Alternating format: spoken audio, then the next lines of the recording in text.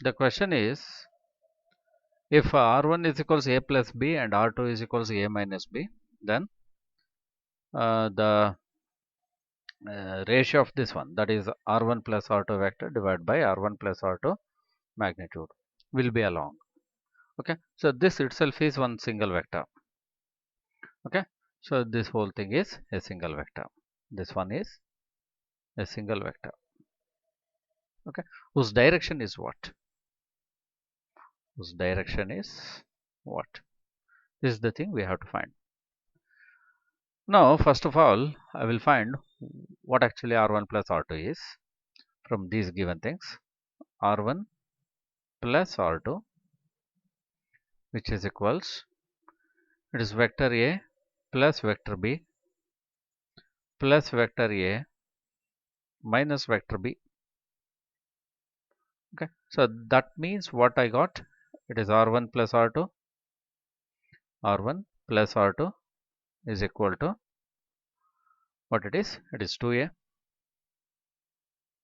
Okay, this itself is a single vector. R1 plus R2 is a single vector. That vector is in the direction of A vector. Okay, so the direction of this vector is in the direction of A vector. Clear? I may write it. R1 plus R2 will be in the direction of vector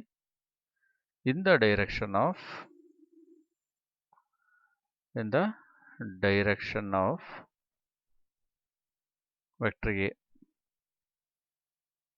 Right. So now we are having what? It is R1 plus R2 in the numerator and divide by the magnitude. Any vector is always with the magnitude and it may possess a direction.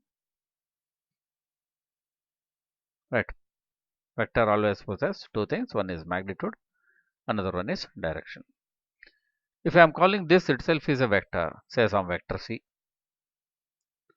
Vector C itself is R1 vector plus R2 vector divided by R1 plus R2 magnitude. So now the numerator means this one. Okay, so this is the thing which is a vector. It possesses both magnitude as well as direction.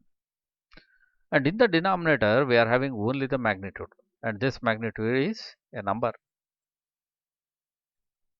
maybe some quantity, only a number. Therefore, vector C must act in the direction of this vector, which is in the numerator, right? So vector C must be in the direction of R1 plus R2, in the direction of R1 plus R2. But R1 plus R2 is acting in the direction of vector A, right? R1 plus R2 is acting in the direction of A. Therefore, C vector must be in the direction of A. Okay, C vector must be in direction of A. What actually is C vector? C vector is nothing but the thing which is here, this whole thing. So this itself is the vector C. So vector C will be along vector A. This is the conclusion what we got now, right? So that means option A is our answer.